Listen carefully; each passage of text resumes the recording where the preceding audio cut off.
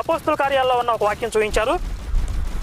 దానికి నేను 4 గంటల 1 నిమిషం 10 సెకండ్ల దగ్గర యేసు 3000 మందినో 4000 మంది ఇశ్రాయేలీల్లో మత మార్పిడి చేస్తే, అదే తన క్రైస్తవంలోకి శిష్యులు మార్చినంత మాత్రం రక్షించినట్టు కాదు.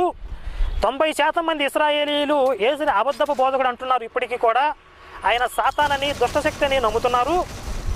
కాబట్టి 90% మంది ప్రజల అభిప్రాయాన్ని తీసుకోవాలా, 1-2% మంది ప్రజల అభిప్రాయాన్ని తీసుకోవాలా? ప్రజాభిప్రాయాన్ని పరిగణలోకి తీసుకుంటే యేసు అబద్ధపు బోధకుడే అవుతాడు కదా. ఇశ్రాయేలీల్లో 90% యేసుని నమ్మట్లేదు కదా అని నేను దానికి ఆయన చెప్పిన విషయాన్ని ఖండించాను. ఈ విషయాన్ని కూడా మీరు అక్కడ చూడొచ్చు.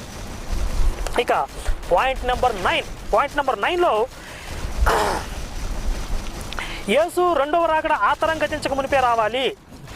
పౌలు కూడా అదే చెప్పాడు. మేము ప్రభువు మాటను బట్టి చెప్పేదేమనగా, మనం బతికొండగానే యేసు వచ్చేస్తాడు, మనం మేఘాల మీద ఎక్కి ఆకాశానికి వెళ్ళిపో